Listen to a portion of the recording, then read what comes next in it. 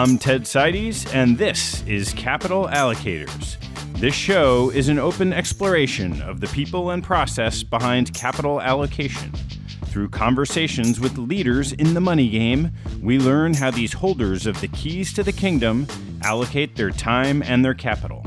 You can keep up to date by visiting capitalallocatorspodcast.com. My guest on today's show is Chamath Palihapitiya, the founder and CEO of Social Capital, where he invests in private businesses, public markets, and experiments with the objective of compounding capital at high rates so that he can advance humanity by solving the world's hardest problems. Chamath previously was an early employee at Facebook, a prolific angel investor, and co-founder of the venture capital business that was the first version of Social Capital. He's been in the press of late for raising and deploying a series of large SPACs and for his outspoken views. Our conversation covers Chamath's path to Facebook and Social Capital, his period of self-discovery, and the resulting Social Capital 2.0 to express his views of the world. From there, we dive into SC Emerging Managers, Social Capital's newest program to back managers from diverse backgrounds. Lastly, we circle back to the purpose of Social Capital and how Chamath gets it all done. Today's show is sponsored by Canalys, the leading destination for public company data and models. In my brief time as a buy-side analyst a while back, the software available at best delivered simplistic financials with bad data. Canalyst's platform has exactly what you would want as an analyst. Detailed company-specific models on over 4,000 equities with clean data, appropriate adjustments, and relevant KPIs for each company informed by their small army of analysts. If you're not already a user, I strongly suggest you give Canalyst a try at canalyst.com/TED. That's Canalyst with a C. Today's show is sponsored by iConnections. iConnections' software platform seamlessly connects managers and allocators for virtual meetings, giving managers the ability to subscribe and share information with allocators who can efficiently select and meet managers all on one platform. The scalable technology powering iConnections can be used for bespoke events by managers, allocators, and service providers. Visit iConnections.io to learn more. Please enjoy my conversation with Chamath Palihapitiya. Chamath, thanks so much for doing this. Ted, thanks for having me on. Why don't you take me back to where this all started? I would just love to hear your story. I was born in Sri Lanka to a family that was, I think, relatively middle class, upper middle class. My father's family made tea chests. So chests that you keep loose tea leaves in. He grew up in the south of the country, and then my mom was born sort of near the capital, and they were sort of the ministerial class, mid-level to senior mid-level executives in the government. Long story short, at the age of 7, I moved to Canada, and we stayed because of the Civil War. And even though my parents were part of the Sinhalese Buddhist majority, my dad got into a little bit of an issue, and he filed for refugee status and stayed in Canada. And that's where I grew up. Very much a byproduct of the social safety net in that country. My father struggled with a bunch of personal issues, alcoholism, depression, diabetes. My mom struggled with English. But the social safety net really allowed us to not fall through the cracks. And I went to a very good high school, and I was able to go to a very good university, graduated in electrical engineering with relatively minimal debt.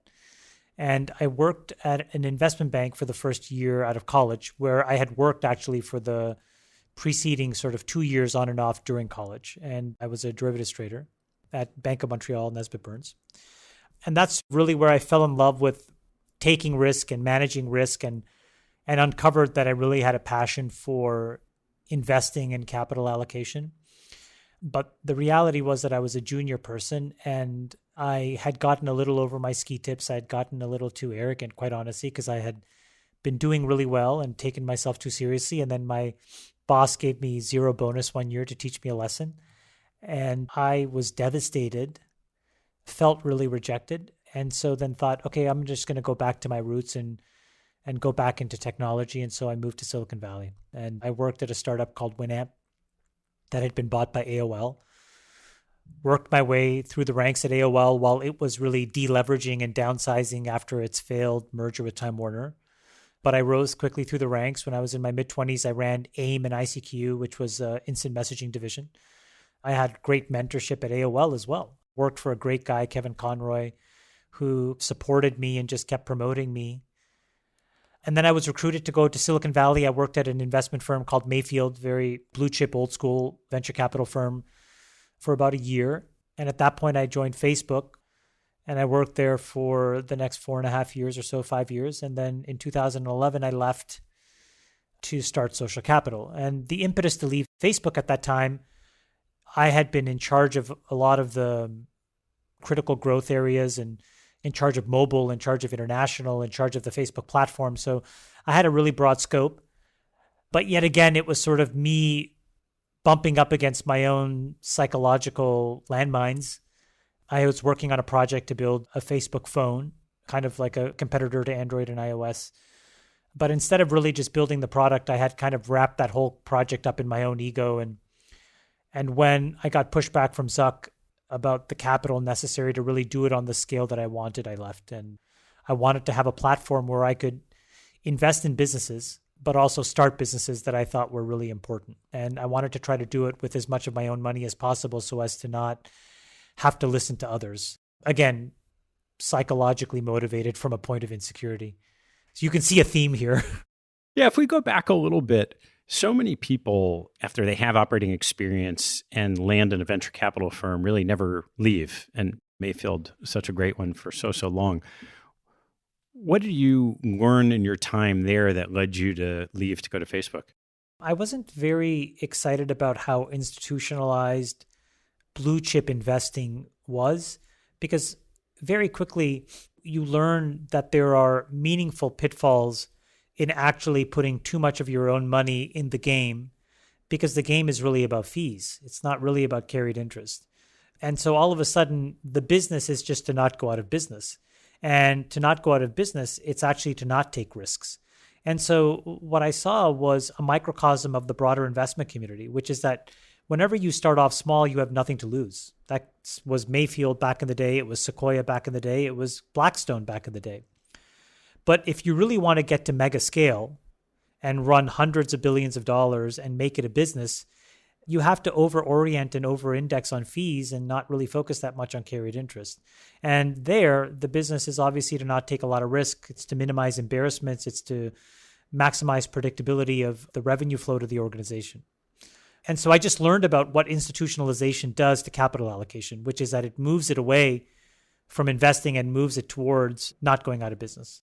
And you found that was true in venture, even though some would argue that venture is sort of at the closer end of the spectrum to risk-taking in that regard relative to management fees. It is, except the great thing in Silicon Valley is that because the people that start companies tend to be so oriented towards being able to take thoughtful risks, that the market beta of venture at the time was still quite good.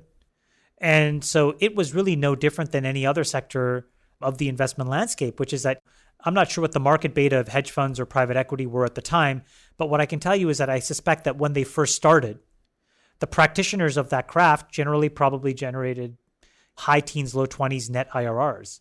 And that was largely true in venture because the entrepreneurs themselves would generate those outcomes.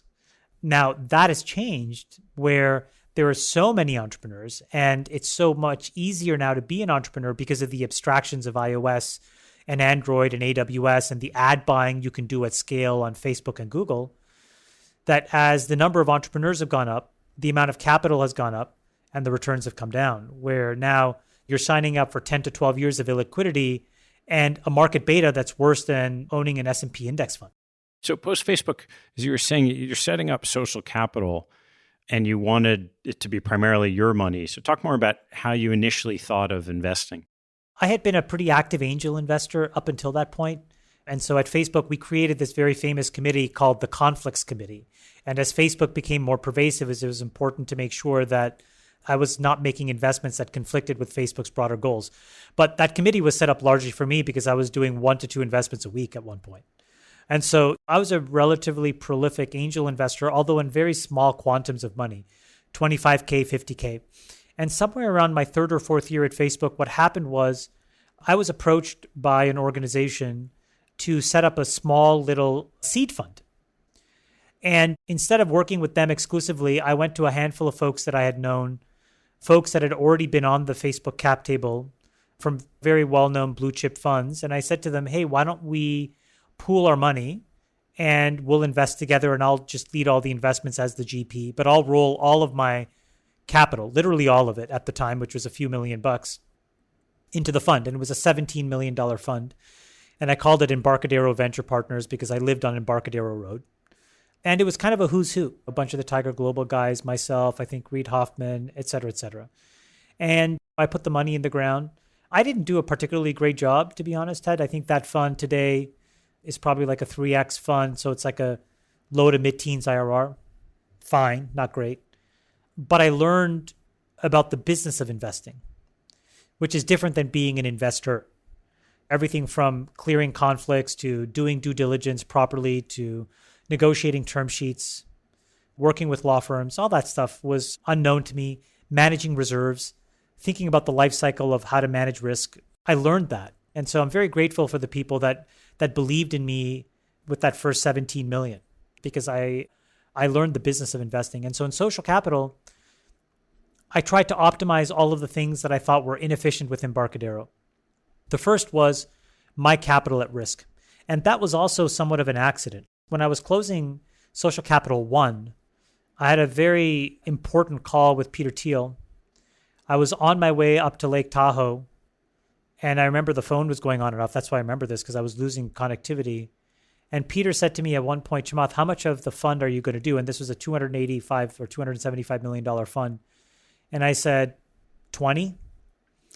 And he said to me, it was incredible advice, if you put in 60, I'll put in 20 or something like that. So I said, okay, I'm in for 60. And all of a sudden, because I had put in a quarter of the fund, I was able to really lock in all the terms. And so I ran a budget-based fund, but with 30% carry. I had a very favorable LPA, limited partner agreement. And all of those because I negotiated them on the behalf of myself as an LP. And so I was able to go to the other LPs and say, guys, I went from a fixed fee fund to a budget-based fund. I'm going to deprecate the fees in the following schedule. So we're never going to be an organization that gets rich off of compensation via fee income. Well, we will have to generate outsized returns. But if we do that, I'm going to take 30% of the carry. And people thought that that was very fair. And those economics ultimately cascaded into funds 2 and 3, into my opportunity funds 1 and 2. And now looking back, we have 6X funds, we have 5X funds. We've generated 40% IRRs. We've generated billions and billions of dollars of returns. Thank God I did a budget-based fund. Thank God I did 30% carry. At the time, it was very much unheard of. I think Sequoia maybe was the only other fund, but I was a first-time fund manager trying to ask for 30%. But the only reason I did that was because Peter put me in a spot where I had to make a very rapid decision to not show weakness and to show faith in myself and put so much money in Fund 1 and then so much money in Fund 2 and so much money in Fund 3. And that has been a net delta to me of at least $1 billion or $1.5 billion of compensation. So again, all very much lucky, but it did require at some point a belief that I could build a reasonable organization and I could build a reasonable track record of investing. Once you got off of that, I don't know if you'd call it an institutional path, a non-institutional approach to an institutional path, why did you decide to just not keep going with Fund 4, 5, 6, 7, 8, 9, 10, whatever it was? I was on that path and I was institutionalizing myself, and I had recruited people that I thought could really build the next Blackstone. And we had this sort of idea that we were going to try to build a Blackstone of technology, multi-strat firm, but very technology-oriented, very entrepreneur-friendly and entrepreneur-centric. We had a deep operational cadence, how we engaged with operators, how we helped make them successful. So we had a very good idea of what to do. The problem was, honestly, Ted, that I woke up one day and I was like, I didn't want to build the Blackstone of technology. And that's nothing to take away from Blackstone. It's an incredible firm, and Steve Schwartzman is an incredible entrepreneur. And his team, Jonathan Gray, David Blitzer, these are incredible people. It just wasn't for me. At the same time, I was going through a lot of personal changes in my life because I was trying to really fix the underlying threads that I thought were holding me back. And if I had to summarize, I grew up in a turbulent household, and that created a real imposter syndrome and a sense of insecurity and a sense of illegitimacy. And it was an incredible nuclear reactor for my professional life. That sense of not belonging or being an outsider or not deserving. But it created an equal and offsetting dysfunction in my personal life. And I had to fix it because I was not going to grow up to be the best parent to my kids, the best friend to my friends, the best partner to my wife. It was just not getting fixed, Ted. So when I started to address my insecurities, I went through a divorce. I really recalibrated my priorities. I tried to reset my friendships. I became a much better father. Then I became a much better business person because I was able to actually embrace what I wanted to build with social capital versus what I thought should be built or what I could build. And that took probably 2.5 years of really, really complicated hard work, personal work. How'd you go about that process? That's a really great question. The thing that really happened was once I became separated, I met somebody. And she was a very successful entrepreneur in her own right, sort of a multi-generational family, had been building a pharmaceutical business for 170 odd years. And so she had incredible business acumen. And so I leaned on her for a lot of business decisions, but I also leaned on her for personal decisions because she had deep empathy and she just had a very different upbringing and didn't have my same blind spots. There's a theme in psychology which is called repetitive compulsion. And that psychological trait actually has incredible insights in business as well, particularly in investing. And what it really means is that you have a tendency, you are compelled to repeat what you are most comfortable seeing and doing. And so when you have a psychological blind spot, this idea of repetitive compulsion just reiterates those loops over and over. And so it really takes somebody who can very dispassionately but empathetically point at those things and say, hey, why are you doing that? Or why do you believe those things that you do? Or why did that happen the way that it did? And in those 2 years, my reaction was anger. But underneath that, what I learned was that it's anxiety and fear. And then I basically went through a process to try to systematically unpack things. And at first, the things were super easy, meaning, okay, growing up in an alcoholic family, here are the byproducts for children. And there's a very famous book. I've mentioned it many times. It's written by this woman, Joan Woititz, and it's called The Adult Children of Alcoholics. But that was insightful, Ted, because it's like I could see through my own anger. I saw the anxiety and the fear. I could see this repetitive compulsion I had to behave in certain ways, the self-sabotage, the disbelief in myself, the imposter syndrome. And I was able to help fix it through my partner. But then the issues became much more subtle. And I would say now, 4 years later, the things that I deal with are much more pernicious because they are corrosive in very, very subtle ways. And the work is much, much harder. But it's this all-encompassing effort for me to talk with her about my personal life and business life and make good decisions. And then along the way, what I found are 2 therapists that helped me as well. And then I found 2 friends in my friend group who are really good listeners. I have a team of 5 people, but it's really led by Nat. And so I got, honestly, really, really lucky. When you worked your way through that, and so you're still sitting on social capital, what was it that you decided you wanted to do with your assets, with your business? I wanted to build Berkshire 2.0. And that was always my ambition. And the problem with wanting to build Berkshire 2.0 is many people don't respect capital allocation. They don't think it's a skill. And many people think it's not doing anything. And when Warren Buffett describes his job every day as reading and thinking, I think a lot of people think, what a checked out dilettante. How dare he read and think all day? That's not a job. And I just think it's so further from the truth. Because in many ways, what Buffett was able to do, and this is me imposing my own narrative now, looking backwards, but he was able to use capital to accelerate his worldview. And a lot of his worldview was around American exceptionalism and American GDP and the belief in the American consumer and the American economy. And so whether that's Precision Castparts or BNSF or Geico or See's Candy, he's done incredible things to move the American economic engine forward. He was voting with his dollars around businesses and ideas that were really critical parts of the American infrastructure for American middle-class success. I would like to reimagine what that means for the next 50 years. So from 2020 to 2070, how would I answer my version of that? How can I use my capital, compound book value in a way that accelerates my version of what ideas are really critical, what American exceptionalism should mean, how I close the inequality gap, how I drive a renaissance in the American middle class. And that requires deep, profound thinking and controlling and owning very critical future resources that are poorly misunderstood today, finding the secrets hiding in plain sight every day, and then putting money against that. And I find that problem solving really intoxicating, that solving those problems can have a really important impact in the world. And so I was able to find that truth and know that it's my truth, and then find like-minded people that respect that.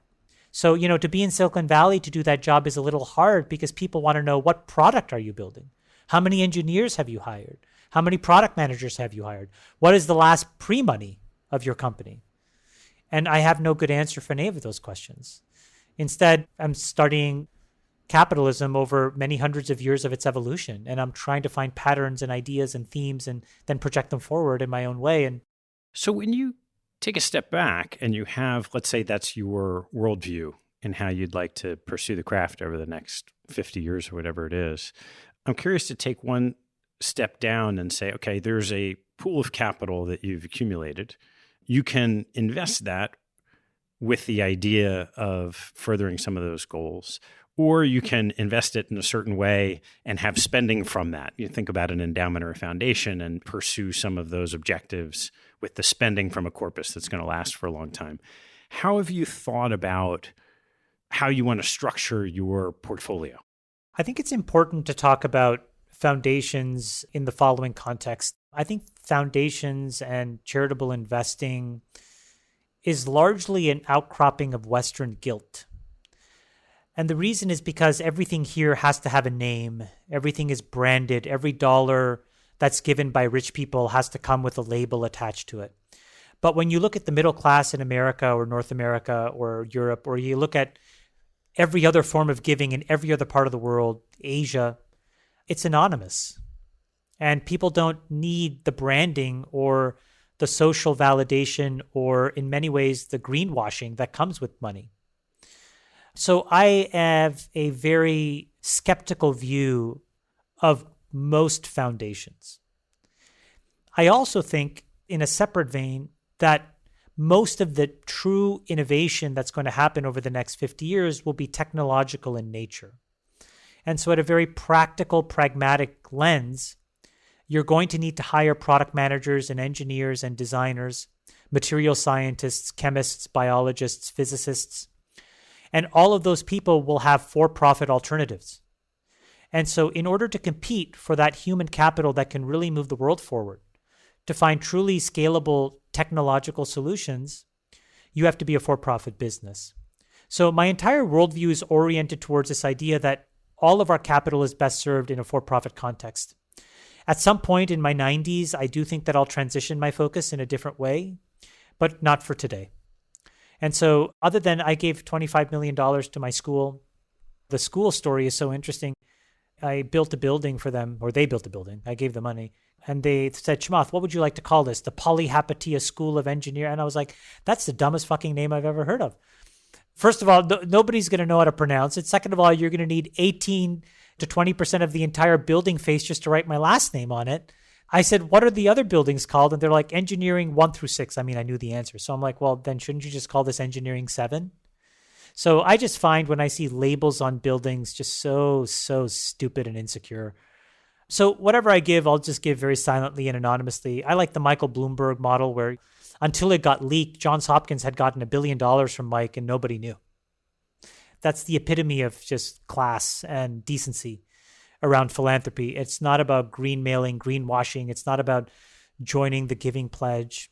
Now, that could also be a little bit of my insecurity as well, but you're not going to see me do it. And to the extent I do it, it's going to be anonymous. All of my money is going to get compounded in for-profit businesses where I can aggregate human capital, social capital, political capital, intellectual capital to solve problems. And that's going to drive book value. It may be worthwhile, Ted, talking about how social capital fits into this bigger picture. So I see sort of a multi-phase plan here.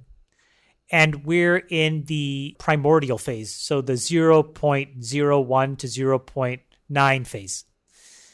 And that is about building an economic engine. And that economic engine needs to predictably compound book value. And so money in, then there's money out, and that money out comes with the rate of return attached in a predictable way. So how do we do that?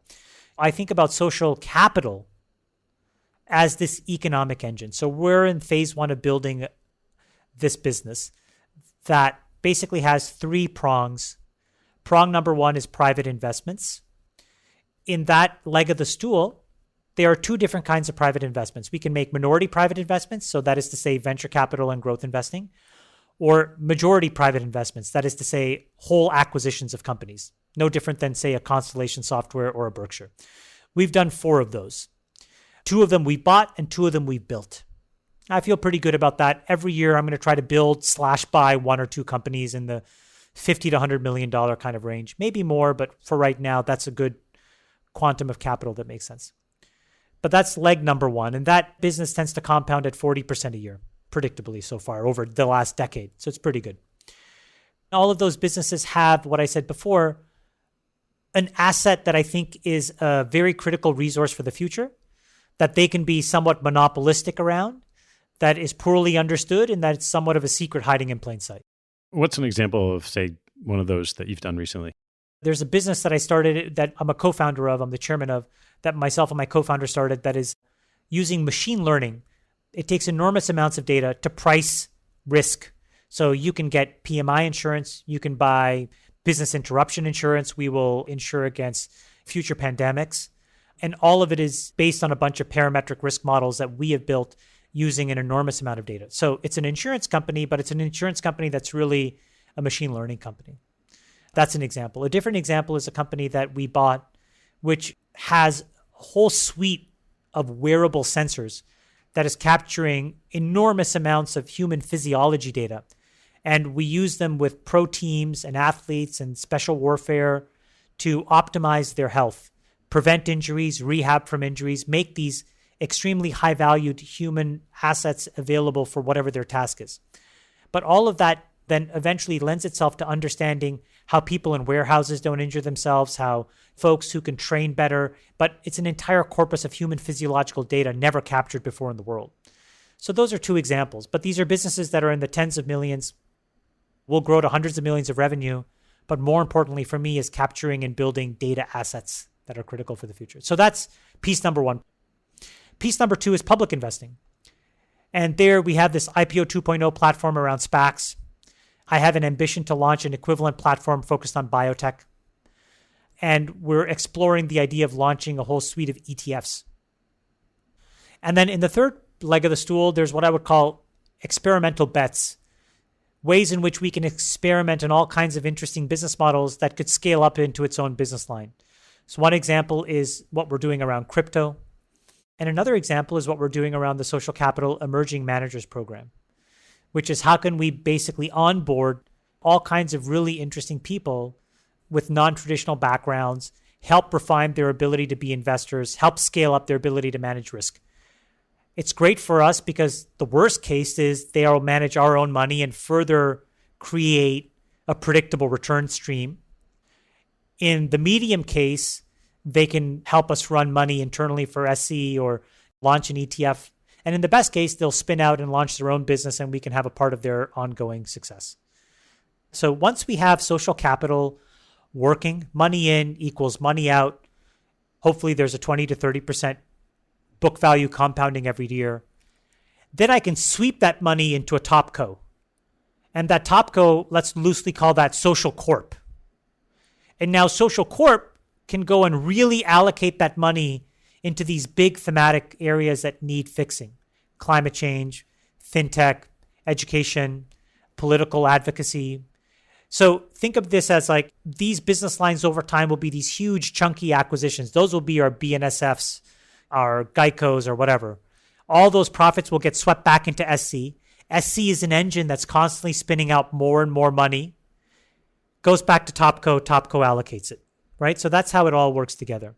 How do you think about with Topco when the time is to start taking whatever cash flow there is and investing it in things that are, say, more spending than investing? I think it's now. And I do think that it's very important for Topco to go public as soon as we can. And just to be very honest with you, I'm very focused on trying to find a way to do this in the next 2 or 3 years. Just because I think that it will solve a lot of opportunities for retail investors as well, because to the extent that they believe in this idea, I would like to give them a chance to earn the opportunity for them to underwrite owning us for 20 or 30 years, the same way our parents owned Berkshire.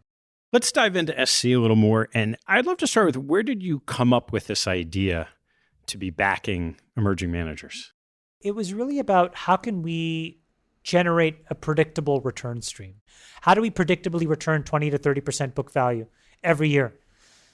And one of the things that I realized is that, manager concentration always drives decaying returns. And the problem is either the surface area of their skill becomes very rigid and fixed, and so you force them to go out of their sweet spot, or even worse, they become risk averse because if they have not refined their own psychological biases, going back to repetitive compulsion. They haven't yet worked on themselves enough to psychologically abstract them away from their repeat behaviors. All of those things decay returns over time at scale. And so the best way to mitigate that risk is to always be onboarding new emerging folks who won't come with that baggage. And so maybe the right answer to running $500 billion is to have 500 people running $1 billion versus trying to have 3 people run 150, 170 each. It just seems like a very impossible task. And so the Emerging Managers Program is part of feeding this grist for the mill. It's about feeding a procedural ability to onboard people, give them meaningful incentives so that they want to be either part of our ecosystem or independently on their own, but had been affiliated with us. In that model, we can find a way to sustainably compound book value in private and public investing. So as a concept, sounds great. And I know you took your first step publicly and announced that you were doing this, looking to give some capital to people in the public markets, U.S. public markets. What did you find with just that initial announcement? It's really inspiring. It's been about a week and a half. I think as of last Friday, we had about 350 applications. I would say about 200 of them have already been sort of read. We're trying to feverishly read these as quickly as possible. I would say of those, what I've heard so far is about 100 of them are really compelling. And they're incredibly diverse. There's I'm not going to say who these people are, but we had a mother of 3 teenage boys apply. And her application was amazing. She had left the workforce. She had raised these kids, but she had always been investing, had always had a passion for investing. And her explanation of risk management, some of her ideas, her process were really inspiring. We had this young woman who works at a mutual fund complex apply, and she talked about all of her psychological pitfalls and how she uses journaling to mitigate risk management issues. Incredible application. We had a gentleman who's in his, as far as I could tell, I think, in his late 30s, who has basically built up his own portfolio very eclectic background growing up in Soviet Russia and then emigrating, just building himself up by his bootstraps. And you read these things and I don't know, I was just so happy. I was so proud. Like, I was just like, these people are exactly the kinds of people that we would want to see succeed in the world. So the early signal, I would say, is incredibly strong. That's just 3, but I suspect you're going to find tens of these examples. The hard part is going to be, how do we pick? And I think we have to pick, for diverse ways of thinking. Because I think that if you can find camaraderie in the team, but you have people that have just a very different mindset to you, a very different background, different ways in which they've grown up. Again, I'll go back to how I started. Like, what did Nat do for me? She grew up in a completely different way. And what she saw empathetically in helping me make great business decisions, great personal decisions, were really great psychological decisions about seeing my patterns. And so these folks will be successful if there are 10 people around a table who have completely different backgrounds and as such have very different biases. And when somebody spots something that they think is just compulsively repeating something that needs to be questioned, acknowledging it and putting it on the table will make that person a better investor. And so I think what we're going to try to find are these 10, 15 folks who are so uniquely different where they're going to say, this is like a small family. I have deep camaraderie and affection for these people. And now out of just a sheer care and respect for that individual, I'm going to try to help them find their blind spots. And I think if that happens, this cohort will grow up to be great investors and they will have found a great support system for making them better business people. What's the proposition to these people about what SC will do for them effectively, other than here's a little bit of capital, you get a chance to run it? I think that there's a lot of administrative stuff that is sort of a little bit table stakes, but I think can go a long way. So an order management infrastructure, a prime brokerage infrastructure, a legal infrastructure, and a compliance infrastructure that makes running other people's capital and capital in general turnkey for them. So they don't have to deal with any of that overhead. That's number one. So that, I think, allows them to then focus on the substance of the job. Then number 2 is an educational framework. Again, what I talked about earlier, that building that camaraderie with a group of people, teach-ins, learning sessions, idea dinners, where they can learn the cycle of investing and in a safe way, in a safe space, can put their best foot out, present business ideas, get feedback, and learn. The third is a compensation model that will actually make it very difficult for them to decide whether they want to scale or not. So just to talk about that, the way that we have structured the compensation, all the way up to about 50 million, basically you take 30% of the profits and there's no hurdle. Over 50 million, we start to impose this logic of a hurdle. And the reason is because at that point, the quantum of capital, you start to look like a traditional hedge fund where folks can basically get the market beta, right? If the market beta is sort of 8-9%, we're giving you 3 standard deviations of that. We give you a 30% drawdown before we really get involved so that you can learn the business of managing losses. How do you deal with loss aversion? How do you deal with, again, those psychological triggers that will make you a poor capital allocator under stress? And then we try to help you. But you are economically actually indifferent between 49 million and the way the economics work, about 150 million. So now all of a sudden you have a big question, which is if we come to you and say, hey, Ted, you're at 49 million, let's scale up, let's run 200. You may say, actually, guys, I don't want that risk. I'm good at 49. I may just run my business, make $2 or $3 million a year here for the rest of my life, and that's a good life for me. So we're going to help people figure out where in the distribution they want to be. Maybe being a really good thinker, having fun, being in a camaraderie of that cohort, teaching new cohorts. Maybe that's really what you want to be doing. And then the fourth thing is that we will give you an audited track record.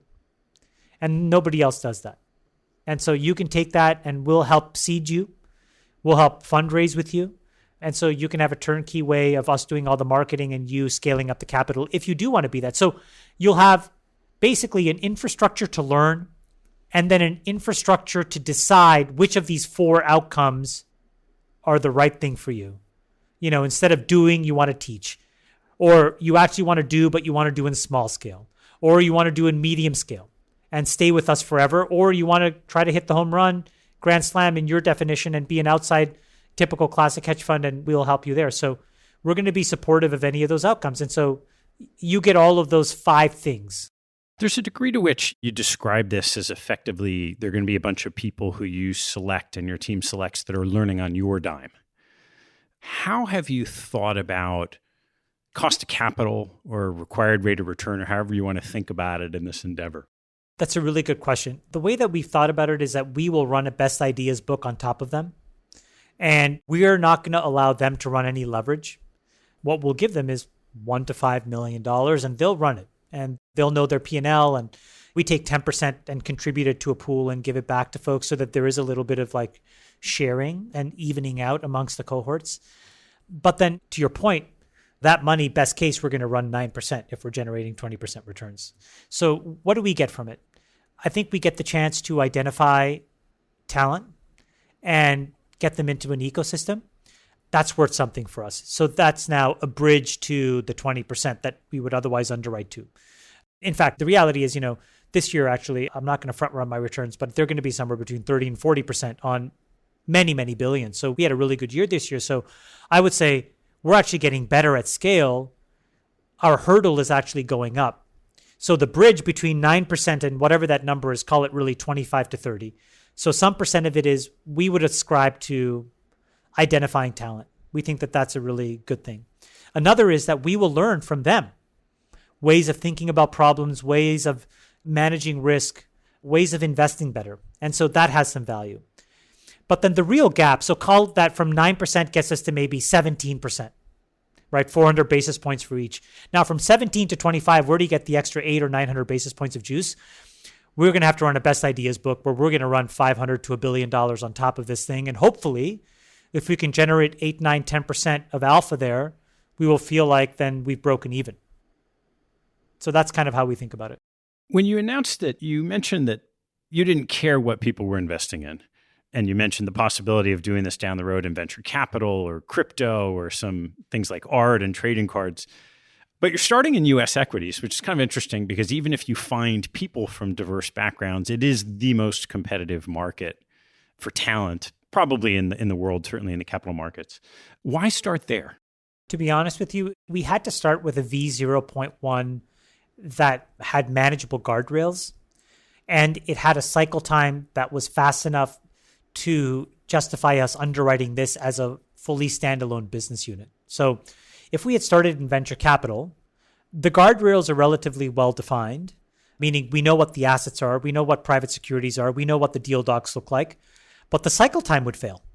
You can't wait 12 years to know whether this product is successful. If we had started in crypto, the cycle time is fast, but the guardrails are completely undefined.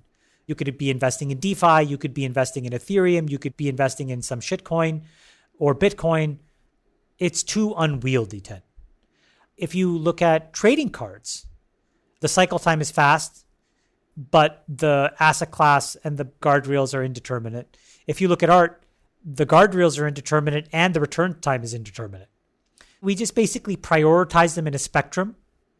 And we said, where can we start where we get the fastest return on feedback and the ability to say it goes from that third leg of our social capital stool, meaning experiments, into one of these two primary legs as a standalone, fully fledged business where we could see allocating billions of dollars. And so that's why we started there.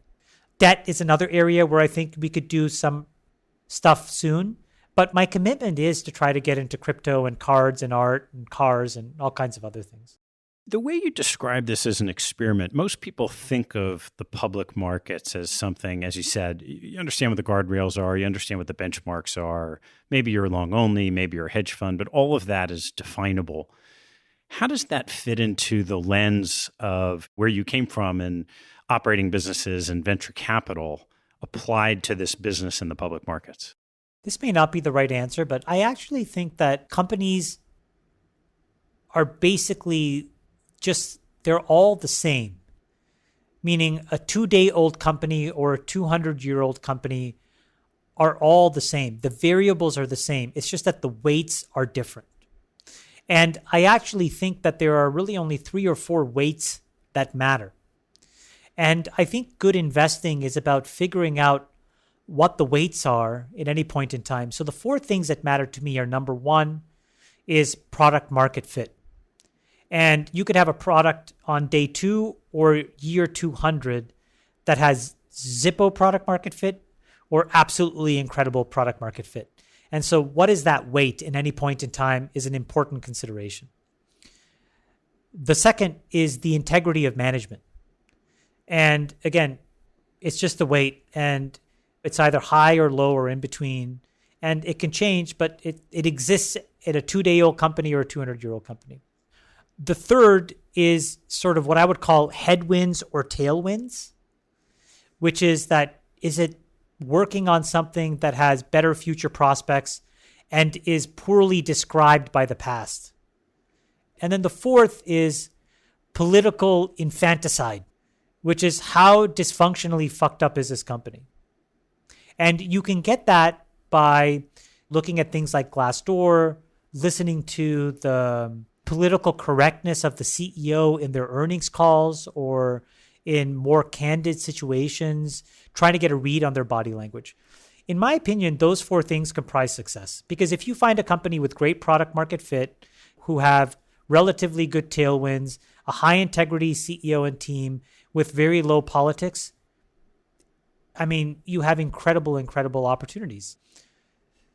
And I know this is going to sound crazy, but like, when we underwrote Tesla, we thought that. When we underwrote Amazon, we thought that.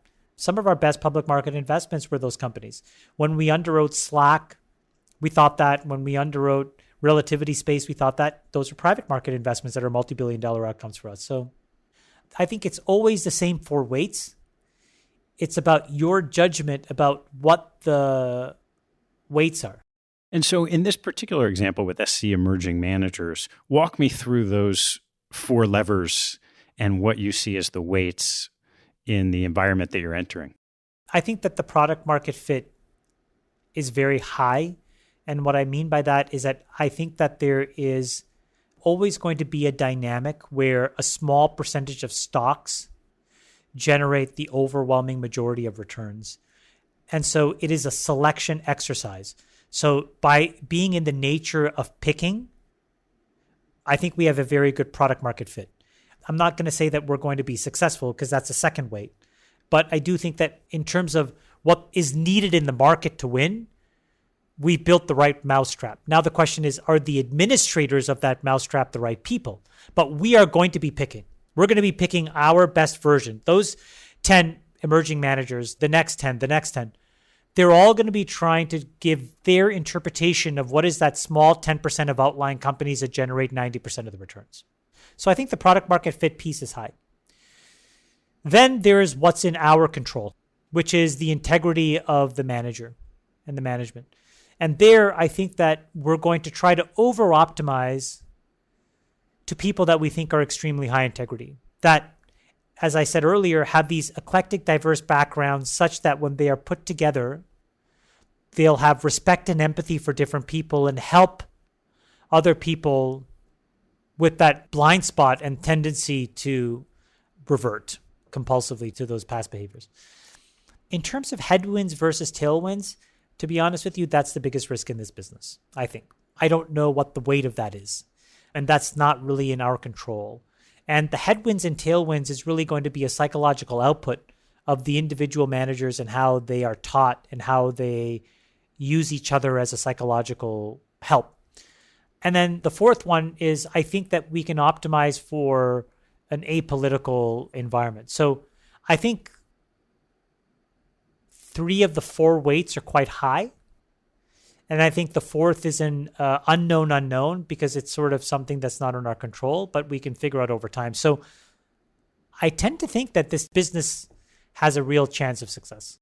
When you put it in the context of capital markets in particular, curious how you think about both, I guess, product market fit and prevailing winds, the former relative to other competitors, and meaning there's lots of investment products, active management under pressure. And then the second, as much capital market pricing. Well, just on the latter point, I think that incredible opportunities abound in a world of zero rates because it forces you to have a very, very unique viewpoint on future returns. It is somewhat of a much easier job when the risk-free rate is between 6 and 10% to just check out. You can be lazy. And in laziness, you can find more obvious cash flowing businesses and then trade them against that risk-free rate. When rates are zero, there are so many businesses that are just, unfortunately, relatively worthless. And so you are forced to be imaginative and creative. You're forced to understand technology more, right? Because technology is all about the compounding rate of its capability. Meaning, how is Okta compounding its single sign-on platform? I mean, what does that even mean? It's much easier to say, how is Occidental Petroleum compounding its capital investment into the number of wells? That's so much easier to answer. How fast is Atlassian's open source architecture generating scale? What the fuck are you talking about? How do you reduce that into a number? Where is that in cell D38 in your model? So it forces an extreme amount of creativity that otherwise isn't required when risk-free rates are high. The first part was relative to competitors. So there are a lot of really smart people out doing this, right? I think that we have the single biggest differentiator is that we're trying to build a community and that we give you an audited track record. And I think when you compare that to other alternatives, if this business model is successful, it'll be because of those two things. People really, really value the community, and then a small percentage of them also value the audited track record. As you roll this back up into Social Corp, what are you thinking about the continuing efforts that you're looking to make at that Social Corp level? I think that there are 3 business lines that are pretty ready for prime time. One is around climate change, which I just think is just crucial. There's an enormous amount of work also to be done in education. I think that we're going to rip the Band-Aid off now, and we're going to move to a much more ROI measurement-oriented way of valuing education. And so I think you're going to overturn a $1 trillion economy. I also think that's going to happen in healthcare. So the 3 areas where I'm very focused on making sure that we are allocating an enormous amount of time learning are those 3 areas. And so social capital can start to generate or continue to generate 30, 40% returns. We're going to be in a position to put billions of dollars a year in the ground and buy businesses and integrate them together in these 3 critical parts of economic GDP and infrastructure and control some really critical resources for the future. How do you view that level of the balance sheet? Operating companies that we can own forever, that generate cash flow that we can then reinvest back in social capital, but that is advancing a worldview that we believe in. Like, for example, in climate change, one of the most interesting things that I believed in for a while, and I've talked about this publicly around Tesla, is that we are going to disrupt utilities. Because if you can have residential solar combined with residential storage, combined with software that allows an individual person to very simply understand how much energy they've generated, understand the economic value of that energy, and then contribute it back into the grid at times where you don't have to build peakers and you can do load smoothing, you're going to take $1 trillion of power infrastructure and just incinerate it. And it's going to drive incredible numbers of bankruptcies amongst utilities. PG&E will have been the tip of the iceberg. You're going to see hundreds of billions of dollars of debt basically just go sideways. So it is incredibly, incredibly disruptive. And so, I am very focused on buying businesses that I think will disrupt the utilities. How far off are we from seeing that in any kind of scale? 1 to 3 years. That's why I think getting access to some of these things are really important. Now, do I want to own the battery storage technology? Not really. Do I want to own resi solar? Not really. Those are kind of meh businesses. But do I want to own infrastructure that is the software layer? Absolutely. because that could be a very, very critical resource for the future. It could be. A different example is that if you think about what we've seen in terms of technological advancement from 2005 through 2011, in those 6 years, some critical ingredient technologies got to a certain amount of scale. Amazon AWS, Apple's iOS, and Google's Android. And if you think about the trillions of dollars of value that's been created, it's been enabled by those 3 layers of infrastructure. If you take that analogy and apply it to biotech, we're actually at a similar point because we are seeing now improvements in delivery mechanisms like CAR-T, in implementation mechanisms like CRISPR. And all of these things set us up, I think, for a renaissance in biotech. And so I would be very interested there in owning some very critical resources that I think will be very beneficial for the future. And so I want to buy operating companies that I think can generate large amounts of current cash flow by improving the state of the world, but then feed those back into social capital, who can then compound that money and give that back to social corp, who can then allocate that down into different parts of the ecosystem. So I have to ask, so you are building and buying private businesses. You are doing a whole bunch of stuff in the SPAC world and doing a couple of deals with big companies. You're building out this SC Emerging Managers. It's all going to roll up to Social Corp. How are you doing all this? To be honest, it's mostly thinking. The team is very small. I have 5 partners at work that I rely on. Some of them have been with me for 15 years. Some are more new, but they're all, going back to those weights, incredibly high integrity and apolitical. And so I don't know that everything we do will have great product market fit or will have tailwinds, but I'm starting with those 2 weights optimized. And then I have a partner who really is my co-pilot in all of these critical business decisions because she goes through her own set. She runs a very successful pharma company. So she's able to help me navigate my own issues and catch me, because she knows me so well personally, when my personal insecurities are driving bad business decisions. And I mean, you've probably gone through this in your life as well. That's the single biggest thing that if you can fix that leak, right? Like in poker, if you're a really good poker player, you describe your weaknesses as leaks. There's like a couple of leaks in my game, like in certain situations I respond poorly. But fixing that leak is a superpower. It just empowers you. And so I'm able to at least have these grandiose ambitions. I don't know if we'll pull it off, but because now I have 6 people in my life that I can really rely on in different ways. And how many people in total are there, as you describe it, in the social capital ecosystem? So then the company itself is about 30 people. We have a really dedicated group of folks in the middle office and back office. We have a young emerging group of 2 guys who I think are really incredible up-and-comers who I think can grow into these 5 guys in terms of their seniority.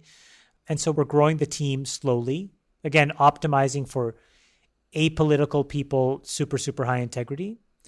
And then I have partners. So on the IPO platform, I have 2 critical partners that I work with. Ian Osborne, he has an organization called Headwinds and Connaught, great bankers. I have a partner in David Hermer at Credit Suisse on the IPO 2.0 platform. I have a partner in Adam Bain and Dick Costello on the IPO 2.0 platform. I'll do the same thing on the biotech side. I'd like to find a group of folks to partner with there. So the other thing that I've learned is that creating non-zero sum outcomes is really healthy. You can come to a place in your life where you can say, I'm going to capture every single last dollar of profit here. Or you could say, I'm going to be a little inefficient.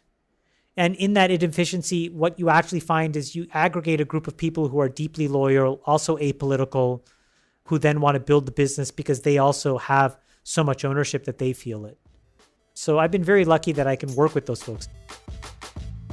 If you make it this far each week, you're probably ready for the closing questions. But wait, there's more. If you sign up for a premium membership, you can access our premium feed, which includes an additional set of closing questions each week and removes all the ads from the show, including this little pitch to subscribe. Hop onto the website to sign up. Thanks, and let's get on with it. Great. Chamath, this is amazing. So much to cover, but I think we should just turn to a couple of fun closing questions and go from there. What's your favorite hobby or activity outside of work and family? Poker. Hands down, I play no limit poker. So it's an incredible test of my psychological readiness and a test of my evolution as a human being, as a risk taker, as a risk manager. And so everything that I learn, I'm able to take into the field of poker, and in an 8-hour session, I get a really good sense of where I am and how I'm tracking. So I love poker. What's your most important daily habit? Well, I exercise, or I try to get some form of exercise every day. That's probably the most important daily habit that I have.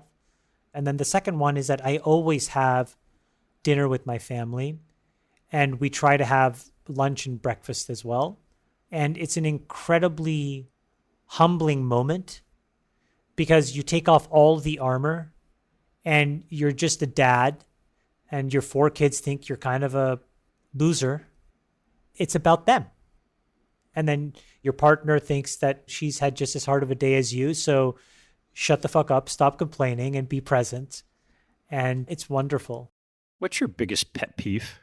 I think that people hate in others what they hate in themselves. That's another thing that I've realized. And so when something upsets me about somebody, I really try to go back and figure out what is it about that I'm expressing. And so there's something that I've done from very early on, which was a coping mechanism, which is being evasive. I don't do it in my professional life. I'm actually known for being super candid, but I do it still in my personal life where I don't confront people. And then when I find evasiveness in others, it drives me crazy. And so I'm learning to tell people honestly in my personal life something that's upsetting me so that it doesn't fester. What teaching from your parents has most stayed with you? I think there's something about sacrifice. Look, my parents were very complicated, and I was very angry with them for a long time. But now I am very appreciative of what they did, because despite everything else, that I think none of us can really understand what it means to leave a home where you're raised, to move across the world to some place where you don't really even speak language natively, you don't look native, and to try to build and raise a family and make the kids feel like that they belong and that they have a right to everything. It's incredibly hard. And so that level of sacrifice, I've never been forced to even confront in myself. And so despite all the dysfunction, I'm very thankful to them for that. What life lesson have you learned that you wish you knew a lot earlier in life? Everything comes from your psychological preparedness. And all of your psychological peaks and valleys come from your childhood. And if you have a barren toolbox, you just won't be prepared. And therapy is not a stigma. It's liberating, and it's the most powerful thing I've ever done. And had I known that in my 20s, maybe having the courage to talk to somebody, or in my 30s, I would have been a better friend, a better husband, a better everything. Chamath was amazing. Thanks so much again for taking the time. Thanks, Ted. I really appreciate it. Thanks for listening to this episode. I hope you found a nugget or two to take away and apply in your investing and your life. If you'd like what you heard, please tell a friend and maybe even write a review on iTunes. You'll help others discover the show, and I thank you for it. Have a good one, and see you next time.